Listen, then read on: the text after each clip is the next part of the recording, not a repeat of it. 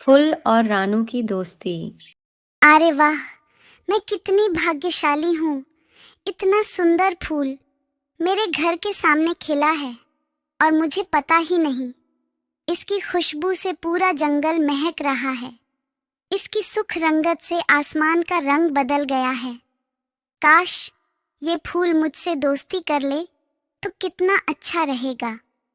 रानू चिड़िया उस फूल के पास आ जाती है और बोलती है, मैं तुम्हारे पास में ही रहती हूँ। क्या तुम्हें अच्छा लगेगा कि मैं तुम्हारे लिए गाऊं और तुम्हारे लिए ही चहचहाऊं? मेरे मन में एक ख्याल आया है, क्यों ना मैं तुमसे दोस्ती कर लूं। तुम बहुत सुंदर हो, मुझे भी अच्छा लगेगा। तुमसे दोस्ती करके मैं भी अकेला बोर हो जाता हूँ।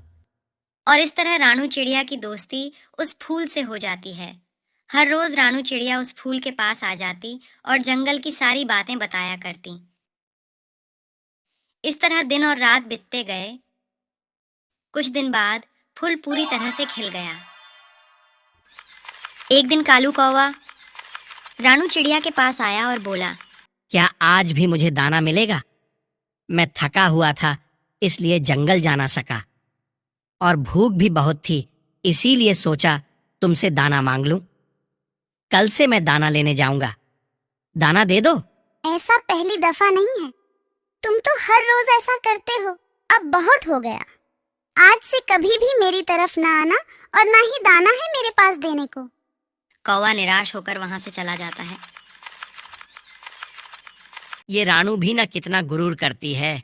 क्या हुआ जो थोड़ा दाना ही मांग लिया तो इतनी बेइज्जती कि मेरा। अब देखो मैं क्या करता हूं। तुम मेरा दुश्मनी बर्दाश्त नहीं कर पाओगी, वो तुम्हारा दोस्त फूल है ना। अब देखता हूं तुम्हारा और उस फूल का दोस्ती कैसे रहता है। और कालू कौवा ये सोचने लगता है कि कैसे फूल और रानू के बीच लड़ाई कराया जाए।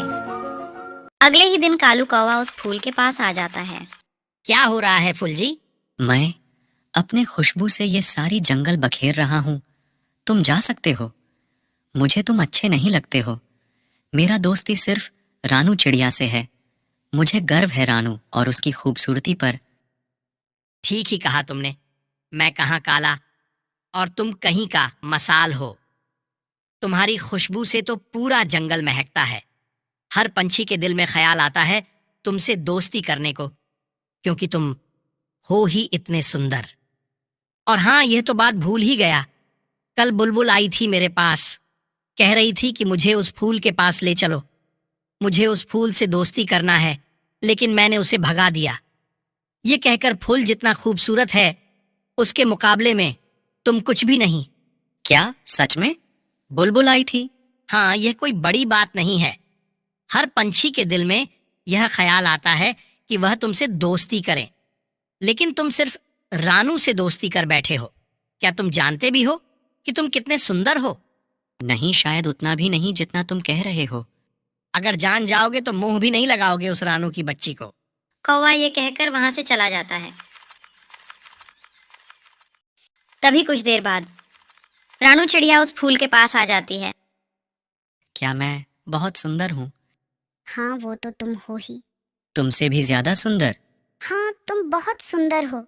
मुझे कौवे ने बताया कि बुलबुल आई थी उसके पास मुझसे दोस्ती करने के लिए, लेकिन मैं तो बुलबुल से भी ज्यादा सुंदर हूँ। इसीलिए कौवे ने बुलबुल को भगा दिया। अच्छा हो सकता है, मुझे नहीं पता इसके बारे में। और इतना बात कहकर टोनी अपने घर चली जाती है।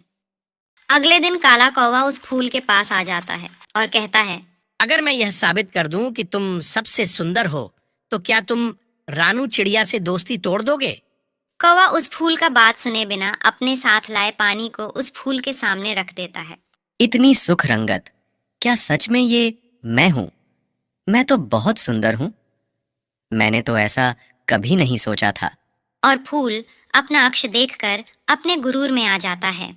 तुम तो मेरा आंखें ही खोल दिए। मुझे ये अच्छा नहीं लग रहा था कि तुम्हारी दोस्ती उस रानू से हो। तुमसे दोस्ती करने के लिए हर कोई चाह रहा है। क्या बुलबुल फिर नहीं आई मेरे बारे में पूछने के लिए? वो तो रोज आती है। तुम कहो तो मैं कल उसे ले आऊंगा। उसे जरूर लेकर आना। और कौवा वहां से चला जाता है। फुल पूरी तरह कौवे की बातों में आ जाता है।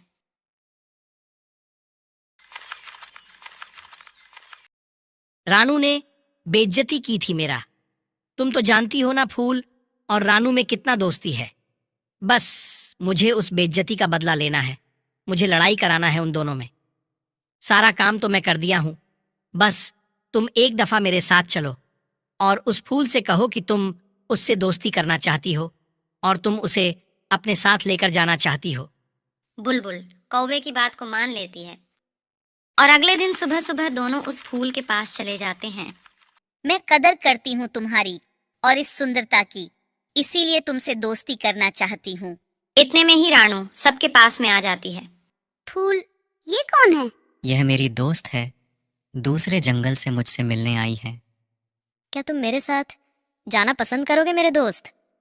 क्यों नहीं, मुझे भी अच्छा लगेगा तुम्हारे साथ। नहीं फूल, मैं तुम्हें ऐसा नहीं करने दूंगी। यह तुम्हें मार देंगे। ये सब कौवे की चाल है। मैंने उसे डांटा था ना, जब वह दाना लेने आया था तो। तुम कौन होती हो मुझे रोकने वाली? तुम जलती हो मेरी सुंदरता से। तुम यह चाहती हो कि मैं सिर्फ तुमसे दोस्ती रखूं। मैं जान गया हूं कि मैं कितना सुंदर हूं। ये तुम्हारे जलने वलने से अब काम नहीं चलने वाला। मैं जा रही हूँ, लेकिन याद रखना, हर कोई दोस्त नहीं होता और हर किसी से दोस्ती नहीं की जाती। तुमने मेरा दिल तोड़ा है और मुझे दुखी किया है, लेकिन मैं यही चाहूंगी कि तुम हमेशा खुश रहो। रानू ये बात कहकर वहां से चली जाती है। देखें कितना जलती है वो तुमसे। हाँ, मुझे भी अब पता चल गया। अगर तुम्हारी इच्छा हो तो हम दोनों ले चले जंगल के उस पार, और पंछी तुम्हारा इंतजार कर रही हैं। क्या और भी पंछी मुझसे मिलना चाहती हैं? हाँ हाँ, सभी इंतजार में है। ठीक है, ले चलो मुझे। कालू कौवा और बुलबुल दोनों उस फूल को जड़ से उखाड़ लेते हैं और वहां से लेकर चले जाते हैं। फूल को वहां लेकर जाते हैं जहां दूर दूर तक पानी और पौधों का नामो निशान नहीं था। फूल को रेत में ले जाकर फेंक देते हैं। ये तुम लोग क्या कर रहे हो? मैं मर जाऊंगा ऐसे। तुमने तो कहा था कि मुझे पंछियों से मिलाकर वापस ले आओगे। जान लो झूठ कहाँ था। मुझे रानू से बदला लेना था, उसे दुख करना था, और वो मैंने अच्छे से कर दिया, तुम्हारी और रानू के बीच लड़ाई कराकर। और अब रानू चिड़िया तुम्हें वहां ना पाएगी तो शायद वह भी मर जाए, क्योंकि वह तुमसे बहुत प्यार करती है। और कौवा वहां से चला जाता है। काश मैं इस कौवे की बात ना माना होता।